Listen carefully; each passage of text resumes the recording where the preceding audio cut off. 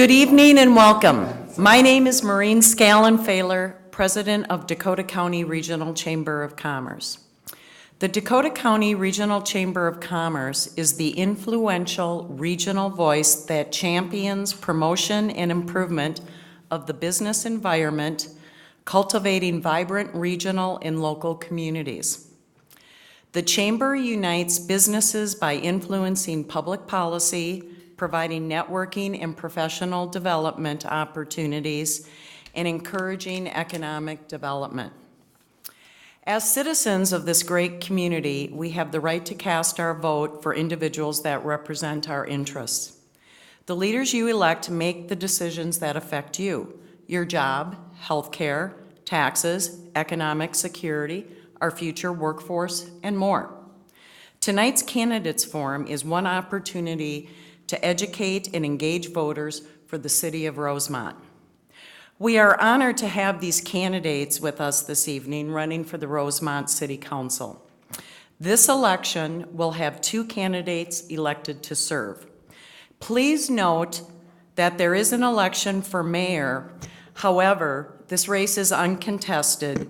Therefore, we will not have Mayor Bill Drosty participating, as it was his preference to give the city council candidates additional time at this forum.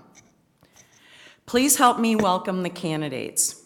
Tamara Block, incumbent council member Mark DeBettignies, Paul Essler, and incumbent council member Shaun Nelson. Before we begin, I'd like to go over the rules for this evening. Questions can be submitted for consideration during the forum. All questions need to be addressed for all candidates to respond.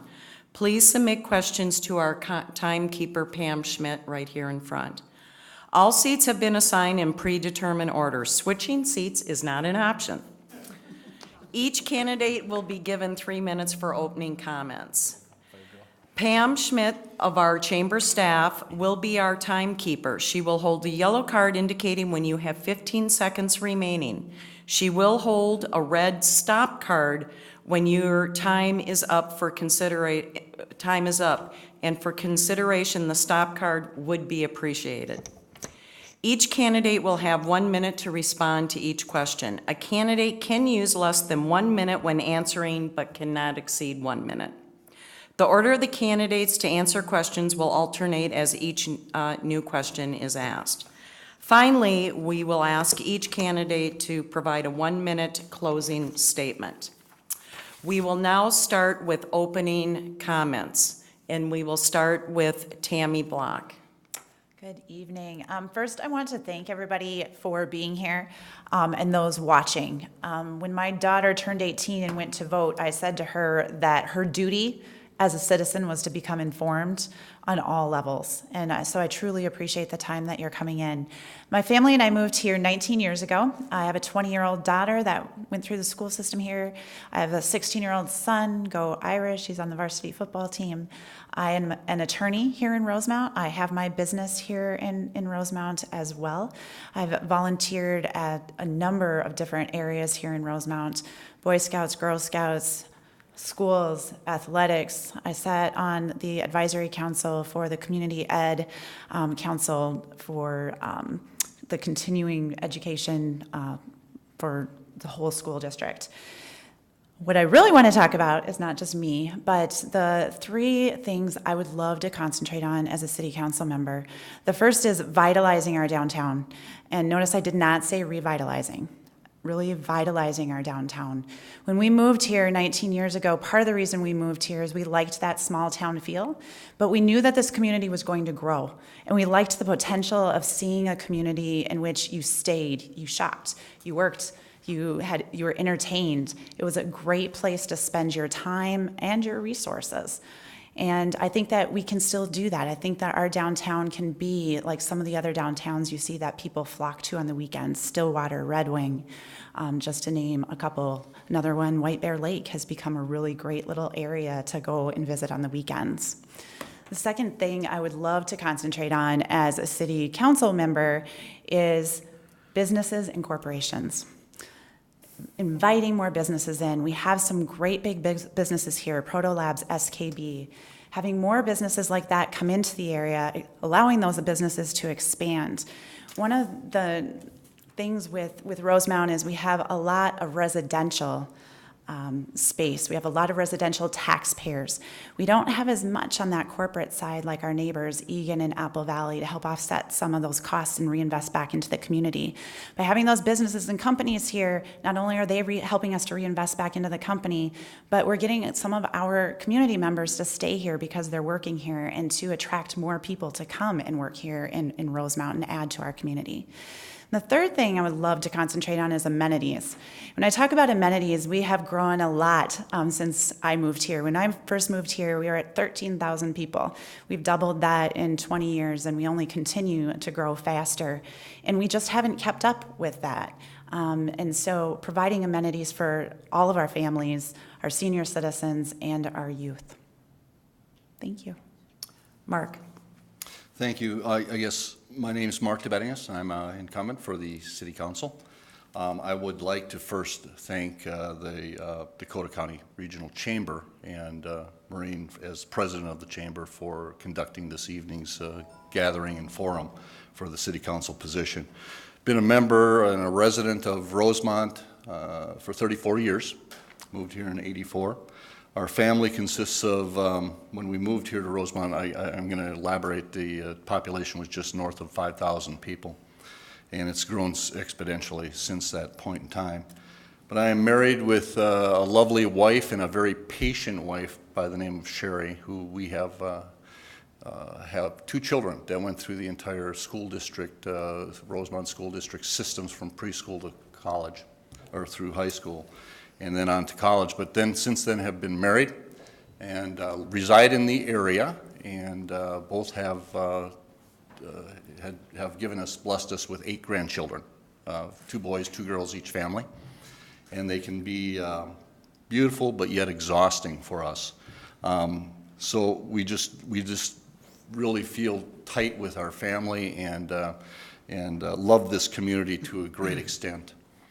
A little bit about me. I was first elected to Rosemount City Council in 2002. I have served the residents and businesses of this community since that time, and also I'm also serving as a member of the Rosemount Port Authority. Some of the prior things that I ran for, prior to my running for City Council, I served 6 years as a Planning Commission member of the Planning Commission, and which really prepared me for what I was going to be getting into with the council, because it's not just about a lot of the things that we're hearing, but it's about the underscenes of the budgets and how we appropriate that and what's important to the taxpayers. So I felt I've been diligent and effective in making those decisions and what we do with your tax dollars, the taxpayers of this community. I've also been a part of several other government committees in my tenure and task force during my time in office. Some of those would include the Rosemount Facilities Task Force, the Steeple Center Facility Task Force, the Dakota County 42 Corridor Committee, the Dakota County Rosemount Joint Library Site Selection Committee, and I also chaired the 4252 Land Use Committee. Just a few other things that I've been involved with in the past have been in other organizations outside of government or whatever it be. Currently as a member of the Northern Dakota County Regional Chamber, senator of the U.S. Junior Chamber International, and a member of Lighthouse Christian Church here in town. Thank you, Mark. Hello, my name is Paul Essler. I also would like to thank the Chamber for having this event tonight. I'm a 14-year resident of Rosemount. I'm married to Stacia. We've got 3 great kids, ages 9, 13, and 17. In my 14 years in Rosemount, I've developed a strong passion and love for this community. I have a 25-year career primarily in the area of accounting and finance, and also spent 18 of those 25 years in real estate, both on the commercial and the residential side. I've also spent the last 7 years very active in the Rosemount Area Athletic Association. I've served as president for the last 4 years in 2 consecutive 2-year terms on the Athletic Association. Prior to that, I was the treasurer for 2 years. In that role, again, developed a really strong passion for youth and all the volunteers who give passionately back to the community, which is really what I want to continue and take on this role. My platform really focuses on 3 main components. Number 1 is really having a strong master plan for the vision for Rosemount. What do we want this community to look like in 5, 10, 20 years? What are our plans to achieve it? What is the vision? What do we need? And what can we support?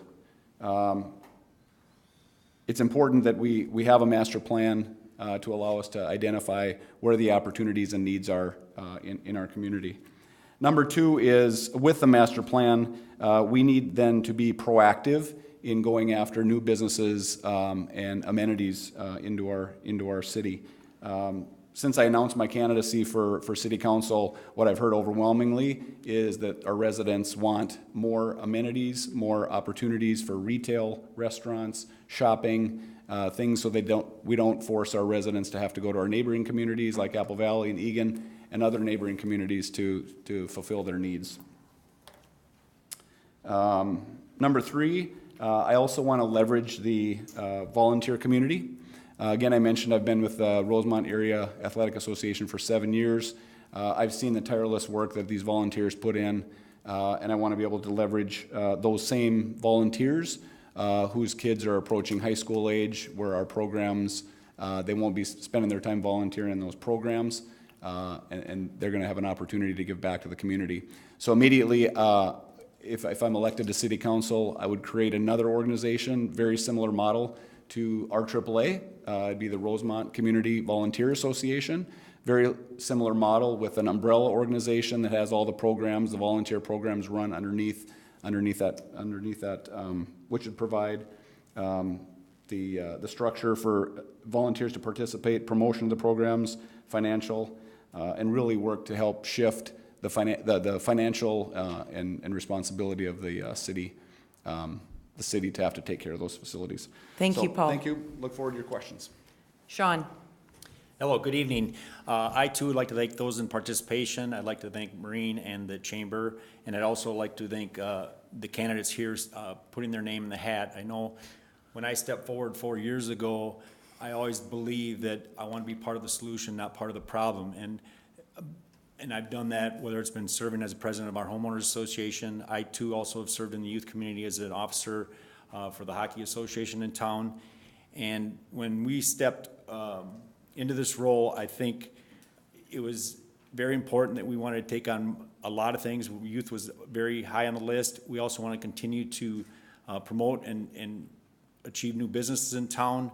Of course, one of the main things that I've learned on this council in this short period of time is being very fiscally responsible with our taxes and the taxpayers' money. So I still continue to support what this council has done over probably the last decade. I continue to learn from the existing council, much like Mark's been here many years. So I want to continue the fiscal responsibility. I want to continue to support the youth. It's interesting to note that we're the 4th lowest in taxes out, I think, 11 cities here in Dakota County. So it's been the existing council has done a great job in that regard. Some of the things that I've championed just in a short period of time. One of the first things I championed was we changed our liquor laws, and one of that, you talk about promoting businesses. I wanted to appeal to breweries, and when I heard breweries are applying to specific cities, the process to get your liquor laws changed took too long, and they were down the road. So I helped champion that idea. I also championed more police officers. I want to make this a safe community, and I've very much supported adding police to our force here in the city of Rosemount.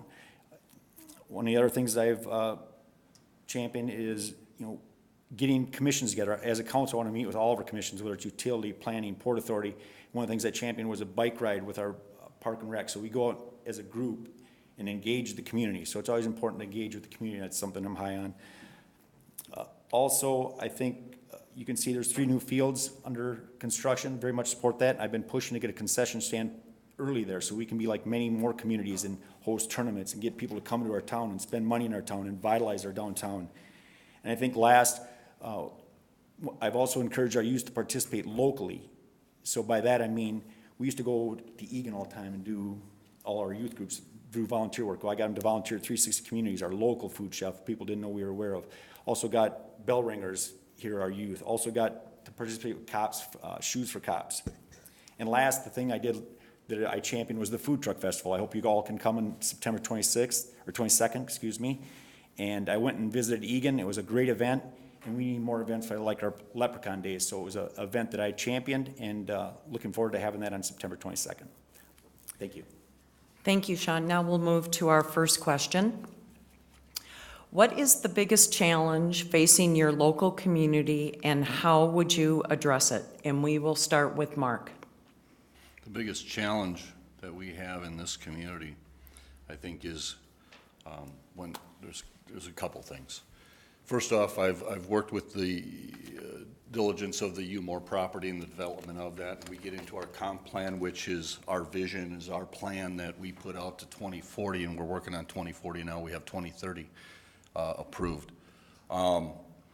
The Umore property and its sale and how it's revitalized to bring that back to the taxpayer base, to bring more tax base into that. And I know I only have 1 minute, but that's critical that we manage that effectively and properly.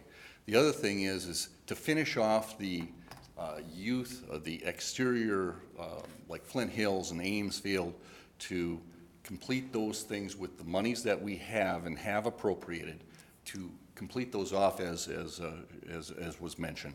So I've only got 10 seconds left, whatever it be. So those are two things that I feel are priority. Thank you, Mark. Paul. Mark refers to the 10 and the 20-year plan, which I think it's great that we've got that. I think it's going to be really important. Right now, short term, we do have Umore Park and the likely development, residential development, and the other amenities are going to go with that.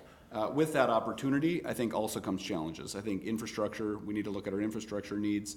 But really, when I think of a master plan that I referred to in my platform, it's a big deal. The master plan needs to be well thought out, well detailed, in a manner in which they can be detailed enough so you can lay out a strategy, the tactics, and make adjustments if you're not achieving the vision. That's probably the most critical area, I think, when you lay out a vision, but to be able to really deliver on it, you got to know what the obstacles are, and I think it's important that there's actually a plan behind the vision. Thank you, Paul. Shaun. Narrowing it down to one is difficult, but I think it's pretty much of a close tie between business development and youth amenities. We've made strides in the youth amenities. I talked about adding 3 new fields. We also secured a joint powers agreement with IGH on ice, so we're making good progress there, but we have a long way to go there. Business development, it's obviously 4 years ago we were talking about getting more rooftops. Well, we got a new development coming in Umore. I think the rooftops are definitely coming, and now how do we get the businesses here? We've got a new interchange down at 42 and 52. We need to capitalize on that, and that's got to be a shining spot, to a gateway to our city from a major highway. So really torn between more amenities for our youth and business development in general. Thank you, Shaun. Tammy. I have to agree with all 3 of them. I think our biggest challenge is also our biggest opportunity. We are growing quickly. Growth is great, but how do we keep up with that? How do we keep up with the amenities for our youth? How do we keep up with the needs of the community? Grocery store. That grocery store, once you put in 1,200 new homes, is not going to be able to accommodate us on a Saturday. How do we attract businesses to accommodate those extra 1,200 families moving in? And on the flip side, as that part is growing, as we have people like myself who are becoming empty nesters, those homes are going to be becoming empty. So how do we accommodate for that change in our community? There were a lot of people, families, that moved in when I did. And I can tell you, in the cul-de-sac I live in, everybody that's an empty nester, 4 out of 12, has left and gone to a different community because they don't have what they need here. So I think that's also a big challenge for us. Thank you, Tammy. On to question number 2. What would be your top 3 priorities if elected? And we will start with Paul. In my intro, I laid them out. It's really the master plan. Again, I think some of the work we've done is great. I just think it's really important that you think big. You think big of ultimately where do we want to go, and then you make sure that you've got a plan, the tactics to get there. So I think that's really critical. I think also the challenge that we have is we keep continuing to add the single-family homes. I think it's important that we also continue to add other residential opportunities. But also with all those single-family homes, you have to have the amenities. You have to have the businesses. You have to have the establishments in the community that can support all that growth. And I see that's where we're lacking right now, and it's really why I'm interested in taking on this role. All right, thank you. Shaun, Did you say 3 points? 3 priorities, your 3 Okay, top 3, 4, priorities. just a little bit building on what we just, our first question, I guess one of the top priorities for me, again, would be 4252 interchange. We need to get something going down there once it starts. I think we'll build on that. A second one is courts. This is a difficult one because in most areas this falls on the school district, but yet it's probably one of our biggest needs. We've addressed ice, we've addressed field space. Unfortunately, the basketball players and volleyball players are struggling to find places to play. You can ask this guy about that. He's well versed in that area. And I think the third one is if we have all this new homes that are scheduled to come here, we have to address some needs in the city. We're busting at the seams in our public works building, and we're talking about this building itself, whether it's using this for police or we're using this for city hall. So need to address the priorities, and we've had some task force to do so in that regard. Thank you, Shaun. Tammy? I also had my 3 in my opening statement, the vitalizing the downtown. I think that is imperative. Your downtown is where your community comes together. And the closer knit you have a community, the better community you're going to have. That's just the fact of life. The second is business and companies. We need to find a way to partner with them as they come in, give them enticements. Make it a win-win situation, not just for us or just for them. There are businesses that want to come here. And how do we attract them over going somewhere else? You know, is that interest-free loans to get them started? Is it something to bring them in that gives us an edge over someone else? Then when we talk about amenities, the amenities, I agree. Infrastructure, as we get bigger, we need those. You know, we need the police force, we need the firemen, we need internet service that can accomplish and take care of everyone, as well as youth. So I think that those would be the same 3 as I said in my opening statement. Great. Thank you, Tammy. Mark? My 3 are, first off, we've got to control spend. We know how much we've got coming in with our tax base. We know what we can spend and how we can spend it, and we need the essential services as priority, so our fire, police. And we continue to recruit firefighters, so if there's anybody out there that's eligible to be a firefighter, please talk to us. The other thing is when we talk about marketing and development, we've hired retail strategies to do a few things in regards to market surveys. Of course, marketing, when it comes around to commercial and retail, is market-driven. So if they don't have a plan out there that can fit the need. The other thing is you look at Rosemount and downtown and where it's at, based upon sustainability, the parking is an issue. The square footage of lease base is an issue based upon average market on the market studies that were done and are available on our website. You can look at all that information. We have done some great things since I've been on. We've developed everything south of 42 wasn't there prior to my coming on council. Oops, stop. Thank you. Thank you, Mark. I could talk for 3 hours. All right. On to question number 3. How would you characterize the business climate in your local community? What, if any, would you do to improve it? And we're going to start with Shaun Nelson. The business climate here is growing. We're getting some uptick on things. It's been a long time coming. We have the Opus development coming down near 42 and 52. We need to encourage more businesses in our own business park on Biscayne and 42. That business park has sat there long, way too empty. How we do it is often, Mark touched on it. We hired Buxton, we hired Retail Strategies. they're on a short leash with me simply because we've hired them before and they have not panned out. So we're evaluating that as a council. And, you know, we've often talked probably about a position here on the staff as well. So how would we improve it? We got to continue to look at outsourcing, like retail strategies in Buxton, or in-housing and having our Port Authority take a bigger role. Great. Thank you, Shaun. Tammy? Well, this is my number 2 platform, so you know how I feel about it. I don't think we have enough here to support us. I'm a small business owner. I have to go to Apple Valley to get office supplies. If I need to repair something in my home, I have to go to Apple Valley. So as far as businesses, even to support our basic residential needs, we're going outside the community. I've been here for 19 years, and I applaud the fact that the council really thinks we need more.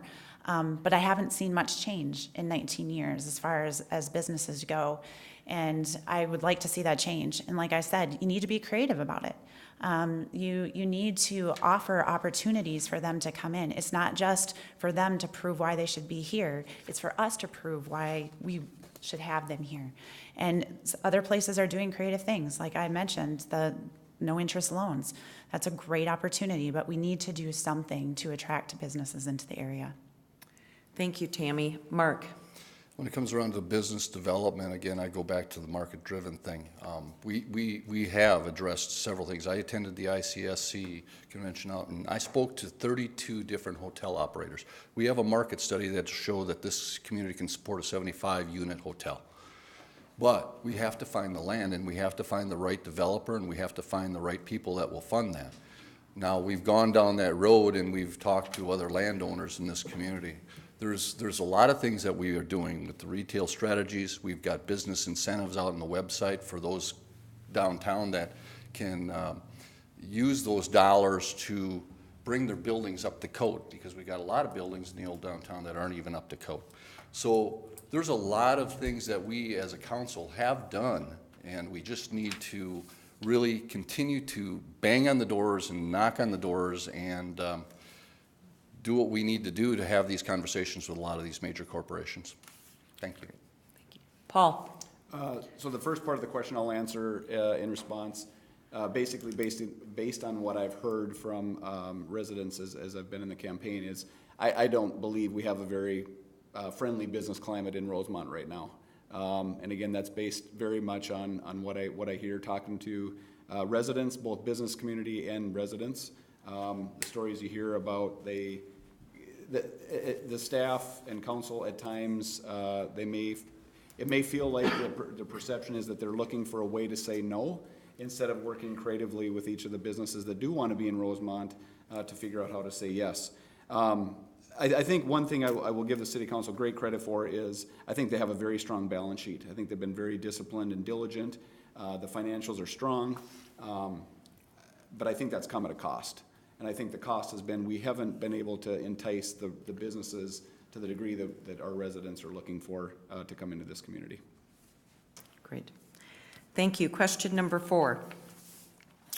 Should local government be actively involved in attracting and retaining jobs? Why or why not? Please describe the role of local government in this process. And we're going to start with Tammy. My answer is definitely. The role of local government is to do what's best for the community. And one of the ways that you boost your economic development is by attracting and retaining jobs. And this goes back to the business development piece. If you work on a good strategic plan for business development that's going to help bring businesses into the area, that will bring more jobs to the area. And if the businesses are happy here, they're going to stay here, and that's going to retain those employees. Again, it's a service to our community. It's a service to the people that live here, and it's a way to bring more value to the community by bringing new employees into the community as well. Great. Mark? Yes, government should be involved in attracting businesses, as we have done. We've got several. Applebee's is a shell right now. Hadn't backed out last week. We're going back to other things. There's a lot of examples that I can cite where our economic development portion, whether it be community development, needs to go out and talk to those businesses, needs to go out and visit with those and find out what the needs are, or how can we help as a government. But we've also got to limit ourselves with the budget as to what we're spending on the taxpayers' dollars and how we appropriate those dollars, or what kind of incentives can we do, grants. We've got the open for business type deal that we're offering to many businesses in the community. We've got a lot of things out on our website, and the city website, where businesses can actually take part in. So, yes, we need to interact. Thank you, Paul. Or Mark, yeah. Paul. Yeah, absolutely. I think it's the city government's responsibility, not only attract the businesses from a retaining and having jobs in the community, but obviously having those businesses into the community provides the services and the amenities and the establishments that the residents are looking for. So absolutely. I think Rosemount has traditionally been known as a quote-unquote sleepy town. Everybody lives here, nobody really works here, everybody commutes out of Rosemount to go to work. I think one of the ways we can keep our Rosemount residents living in Rosemount is creating job opportunities. You know, everybody wants to say they want to work the 494 corridor or downtown. How do we get, you know, legitimate businesses out here that our residents can actually you know, make a good living at. The other thing is, I think it's our responsibility on City Council to study diligently the cause-effect relationships of getting those businesses into the community. I think that's our responsibility as well. Thank you, Paul. Shaun? Should government be actively involved in attracting businesses? Absolutely. We already touched a little bit on it. We've outsourced some of that through Buxton and retail strategies with minimal success. But I will say, as a council and our port authority is concerned, we are handcuffed a little bit in a few regards. I'll give you an example. Once upon a time, Target looked here, but we couldn't get a stoplight at 42 in Biscayne. I mean, No. we can't force the Business county, parkway. can't force the county to do stuff. We also can't force businesses to open up here. As much as we want, we're doing our best. 42 and 52, I'm hoping something happens there. We got to do our own business park. You know, one of the things that I was hopeful, residents came up to me, why can't we get a Trader Joe's? Great idea. We need to reach out to Trader Joe's. We need to let them know that we don't have a municipal liquor store like Apple Valley and Lakeville. And then I hear Trader Joe's might be coming to Egan. But it's just, we are limited on what we can do. We try our best, and we continue to do so. Great. Thank you, Shaun. We will skip question 5 and go to question 6. We have received a fair amount of questions from the audience, and I want to see if we can get some of those questions in after the set question. So, question number 6. Do you believe there are any services that are not currently provided by the city that should be, and if so, what please describe the services?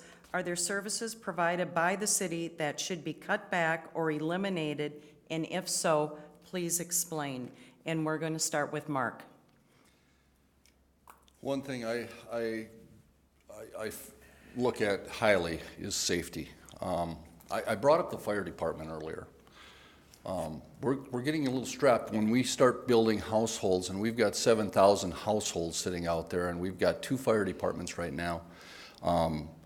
That is, when we have 55 firefighters and then we go down to 48, it makes a difference. So what are we going to do as a city? Do we go to duty responsibilities? Do we go to more volunteer? What do we do? A campaign to get more people involved in the community to be volunteers? Most of them, again, we go back to they don't work in town.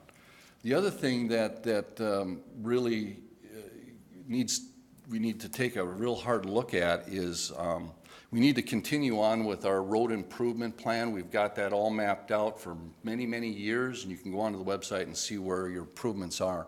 So we need to budget for that. And the other thing is consider a water treatment plant down the road, because it will happen. Thank you, Paul. Mark, Paul. So in terms of the services that are not currently provided, I do think there's a lot of services, but this goes back to my third bullet point of my platform and this Rosemount Community Volunteer Association. First of all, I would like to see that organization, and I'm anxious to get that volunteer organization started. I think there's a lot of services that traditionally are provided by the city that could be provided by the Rosemount Community Volunteer Association. Again, taking the RAAA model that we've really done a tremendous job with and really apply that. In terms of services provided by the city that should be cut back or eliminated, absolutely. Give it to the RCVA. Give it to the Community Volunteer Association. There are a lot of willing volunteers in the community that would love to take that on. And there are several things. I think of these on my runs in the morning. I was thinking about like some of the elderly folks still living in their homes that they're not able to mow their yards. We could establish a program where we've got high school youth that have to get volunteer hours that could go mow lawns, as an example. Thank you, Paul. Shaun? I'll start with the elimination first. It's hard to eliminate services. We try to work on a bare bones budget and provide as many services, so it's really hard to eliminate one. I will be proud to share with you guys that we are gonna reduce our costs on county roads, meaning the county used to assess us 40% on the city, so now we'll be able to pay more attention to city streets. So we're gonna be reducing, or shifting, I should say. We're not reducing our costs, so please don't take me out of context, but we'll be shifting some of our costs to the local streets. So that's a good one. The other one, if you ask our community, every survey we take, almost every time is a water feature in being a pool. Again, a cost associated with that is great, difficult, but I could also say we could add courts. Again, that is almost traditionally supplied by the school district, so if you ask the community, they're gonna say pool. And we are looking at doing some enhancements or possibly modifications to the existing splash pad to save water and maybe look at that water feature that's been asked for. Thank you, Shaun. Tammy? I would start off by saying one of the reasons I like Rosemount is I feel that we are provided good services, whether it's our police force, our limited fire department. I know every time we've had a block party, they're always there. I think that we do a good job. So as far as elimination, I would say no. I would agree with Mark on the roads. The difference between the roads, you know, when we first came, I used to brag all the time when I worked in St. Paul. I'd laugh at them because their roads were never plowed, and I was out at 6 o'clock in the morning. That has changed, and I'm sure it's a budget issue. I'm sure it's a staffing issue, but when asked, is there something that we can do, that would be one. I would also agree with Shaun. I think we do need more facilities for our youth, even for free time. My son, I remember in middle school, spent all of his time on his bicycle just riding around. There really wasn't a place for them to go to hang out, and I think that is something that we do need as well. Great. Thank you, Tammy. We are going to skip to another question, and that question will be number 9. And we will start with Paul on this answer.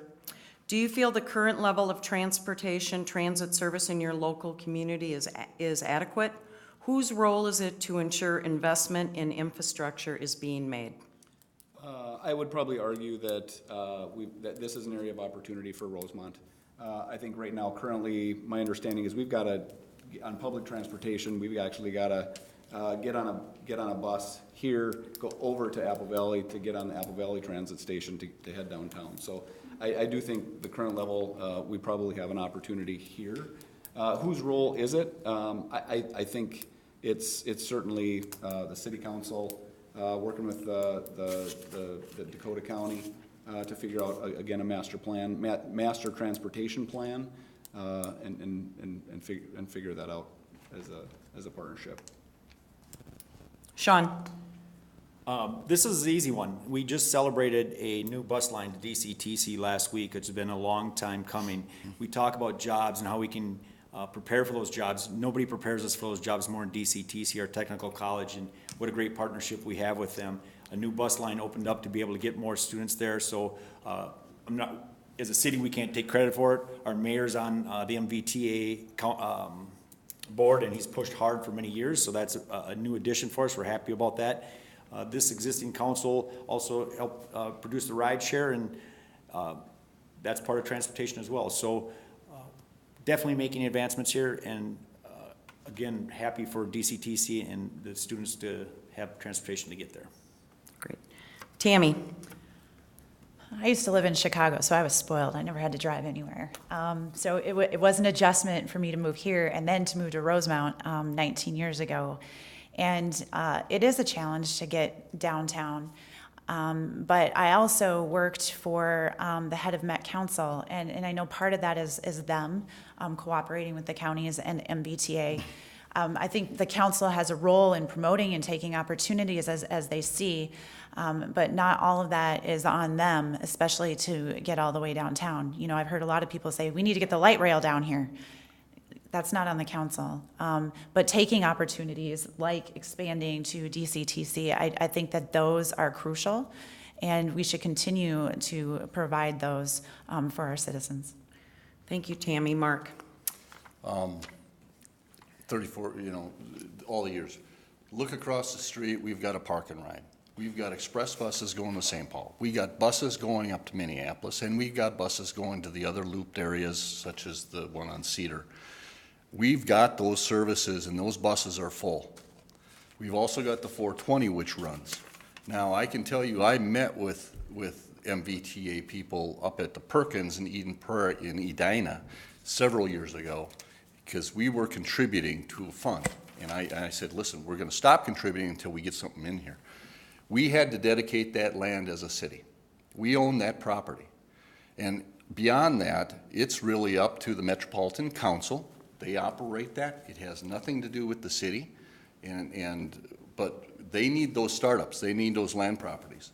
Now, if there's capacity and learning processes that need to go through there, it depends upon the transportation needs of the metropolitan area here. Thank you, Mark. We are now going to go to a few questions from the audience. And we will start with Shaun on this question. You all have mentioned your desire for Rosemount to continue to grow. Tell us some ways that you would incorporate environmentally sustainability into the development in your vision for Rosemount. With sustainability, that's a lot of things. I'll give you one recent example. I was an advocate of a recent water conservation where we promoted a controller for irrigation systems that could save a lot of water. And it, not like your past ones that works on a rain sensor, it actually works with the weather forecast Wi-Fi updating the controller. So a big advocate of that. I already touched on the splash pad. We want to look at possibly conserving some water there. We have an unbelievable environmental task force. I see the chairs here in the audience tonight. They do a fantastic job, whether it's reducing our costs with pop machines or LED lighting. So we're actively involved in that, and really, I don't know that the council can take the credit for it because we're getting a lot of good support from our environmental task force in that regard. Okay, thank you. Tammy. As far as environmental, we have two great resources here in Rosemount. We have Coke Refinery, and we also have SKB Waste Management. And I see people shaking their head. It is amazing if you go out and you tour those places, the technology they are using from an environmental standpoint. I know there's been things in the past. I get that. We have a family member that works for them.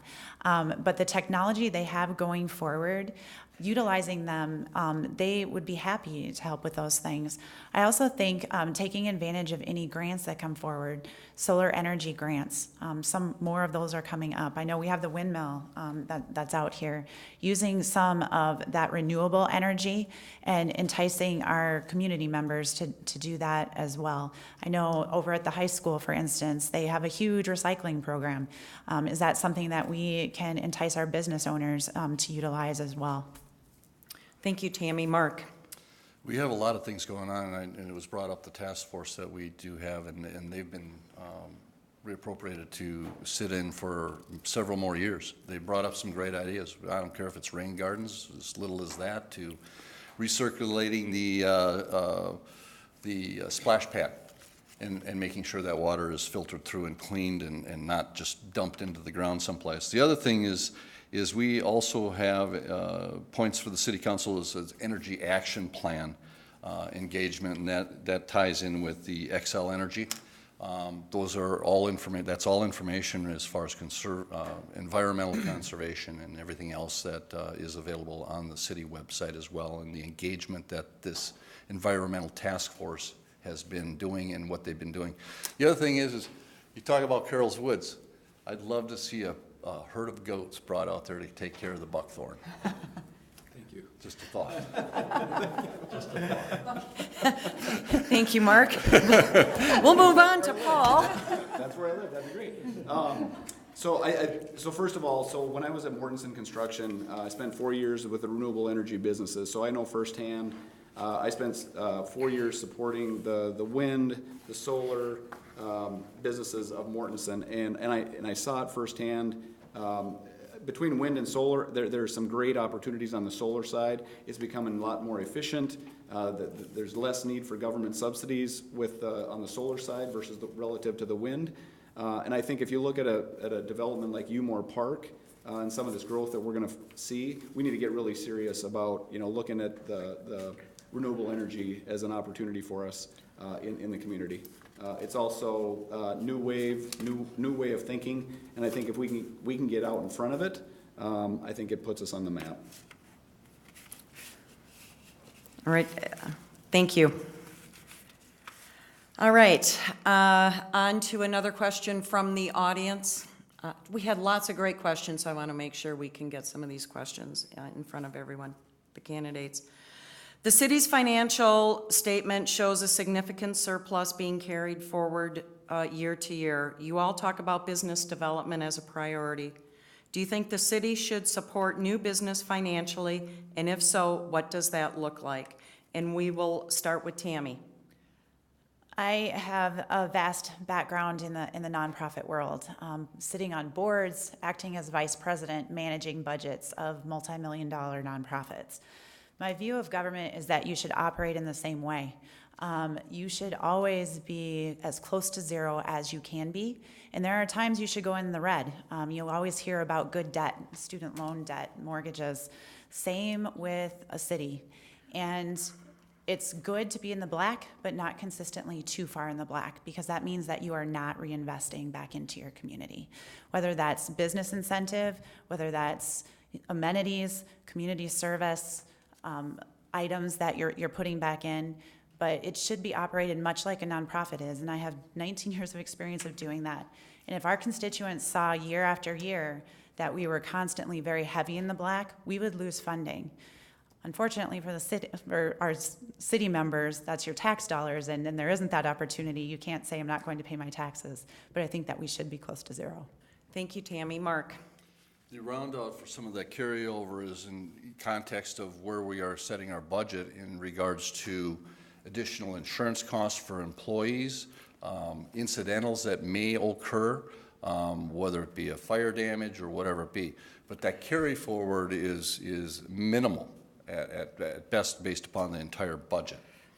The other thing is that if we didn't do that and all of a sudden something did happen that would be catastrophic, we would find ourselves in a very difficult situation as taxpayers of this community. So we need to have that leverage. We have a Standard & Poor's rating, a AA plus right now, and we've continued to have that for the last 16 years. That's unheard of. We get excellent bond ratings, and we get a lot of companies that will look at Rosemount as, how did we get to be one of the 12 best cities in our pop division as a place to raise a family? How did we get to be number 3 in the state of Minnesota for 2018 as one of the best places to live? Thank you, Mark. Paul. So this is an area where I get pretty excited. So I've been operating as a CFO for 14 of my 25 years career, and there's the mindset of a controller. The controller takes the mindset of how do you cut costs. CFO takes more of a viewpoint of where can we make investments that are going to better the organization. I think the city council has done a tremendous job. Mark and Shaun have spent a lot more time dealing with it on a day-to-day basis. They've been at it for a long time. But I think if you look at the financials and look at us relative to some of our peers, I think we do have a really strong balance sheet, and that's to their credit. But at the same time, like I mentioned earlier, I think that's come at a cost. And I think the cost is that we have lost opportunities to get businesses involved. I think all 4 of us are in agreement that we want to get businesses in. How are we going to do it? We have to be creative. And do I think that there's an opportunity to give financial opportunity? Yes, but If there's opportunity provided, then they should, if the results, if they get positive results, they should have to give that back. So there's a win-win opportunity. Thank you, there. Paul. Sean? The question is support new businesses financially. This is a pool. How far do you wade in? How deep do you get? Any business is going to be open to receiving funds to bring their business here. What you do for one, you have to do for all. So you have to be very careful how far you wade into this pool. One of the means I asked for and received was, I know Bill Burge is the president of Lennar Homes. And one of the things as a council member, I wanted to make sure we were being competitive on our fees to, that in our community, like other communities, Lennar builds in most communities. I'm pleased to report that we are. He had one thing he thought we could prove on, and we looked at that. So it's about being competitive. Again, we can't force people to come here, but we want to be competitive, and we're willing to waive some fees in certain instances, but outright giving money to businesses, whether it's land or financially, is you have to be careful what you do there. Thank you, Sean. We will now go to question 11. And we will start with Mark on this question. What is the biggest challenge facing the city today and in the next 10 years? We have a different 11. What is the role of the city staff in relationship No, to the city council? Go back to 10.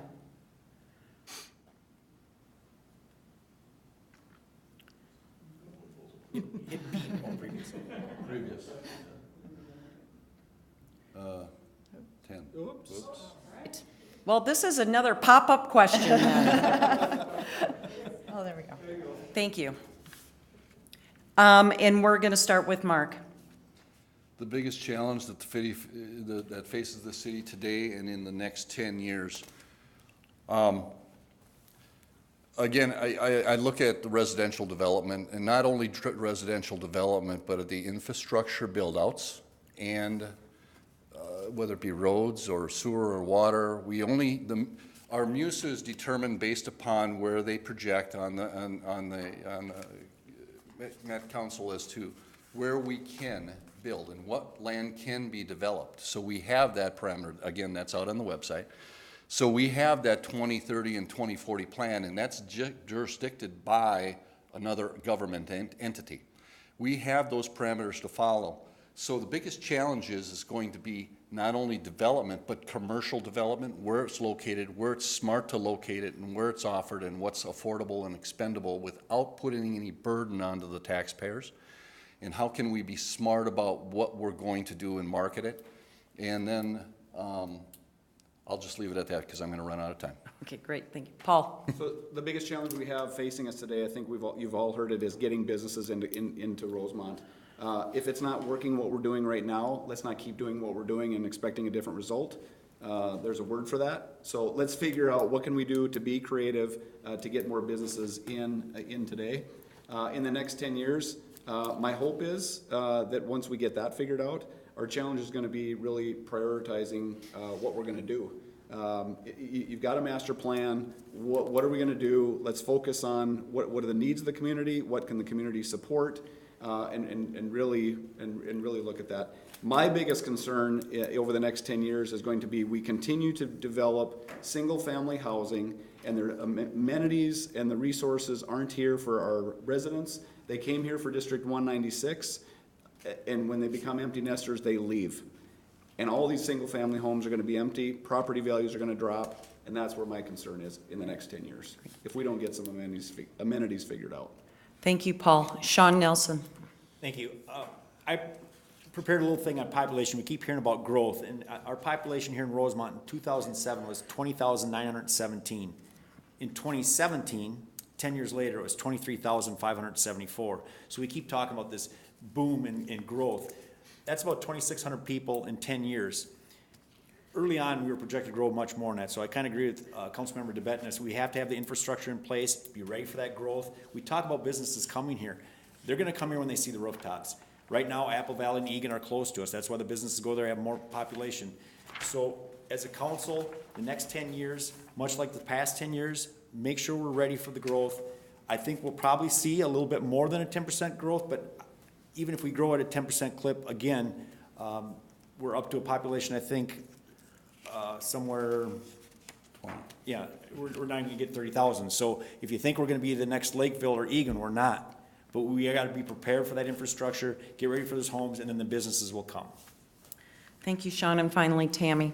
I agree with Shaun and Mark. I think our growth and being able to support it, we live in a great community. We get a lot of support. We get a lot of good services. And sometimes when you grow too quickly, you don't, you lose what you're good at. So I think that we need to continue to be a good community to those people. But I also think that we have changing demographics.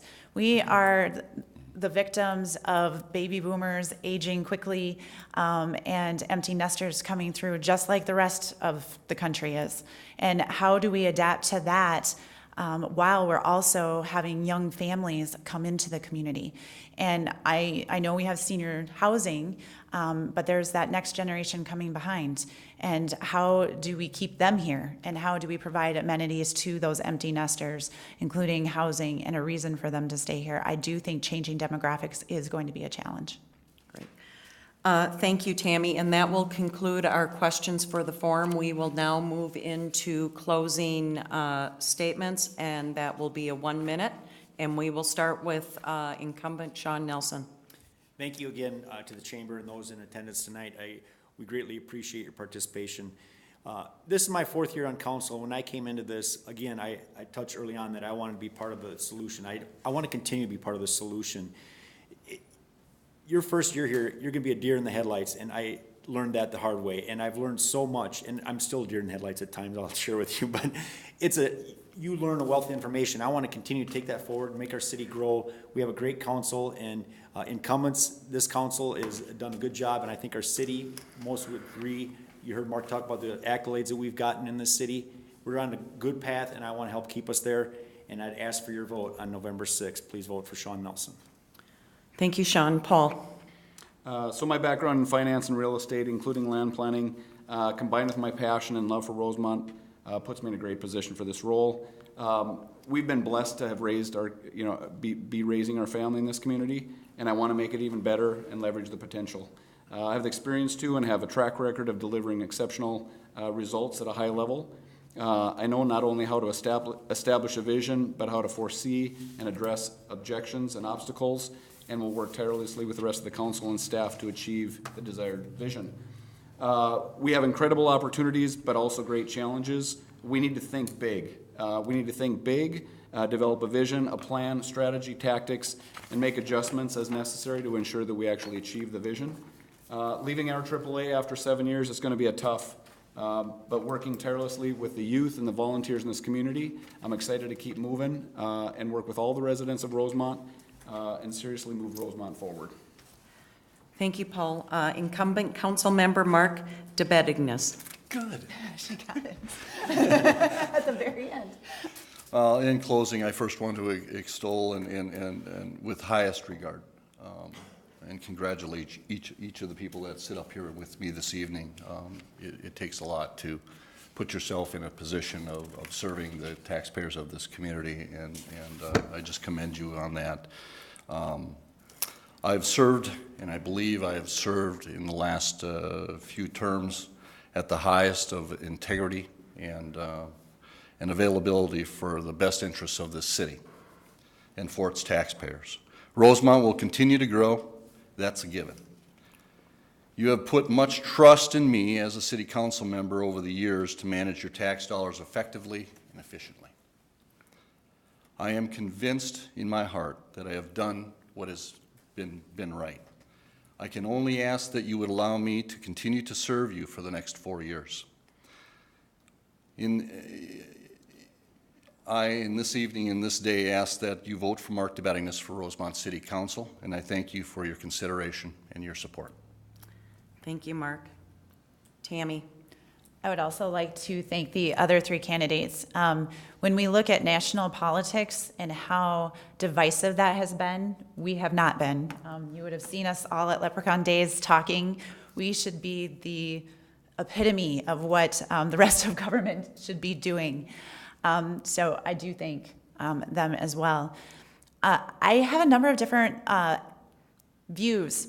I come as a parent, I come as a business member, I come as a nonprofit leader that has led nonprofits through times of change, have handled big budgets.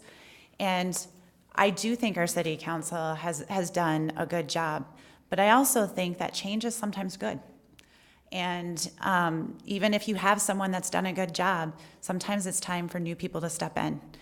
And I think that that is where we have a great opportunity to lead us into the future, is with that change. So I hope that you're open-minded and think about that when you go to the polls on November 6th. Thank you, Tammy. On behalf of the Dakota County Regional Chamber of Commerce, my thanks to each of the candidates for taking time to share about themselves and their views on issues important to the city of Rosemount. Thank you to the city of Rosemount and the staff for recording, and to our live audience members for being here, and to our viewers, thank you so much. I'm sorry we were not able to get all your questions, but we ran out of time. We hope you feel a bit more educated on the issues and become more engaged in the process. The candidate forum is available through replay on channel 180. Finally, don't forget to vote on November 6, 2008. Thank you and have a wonderful evening.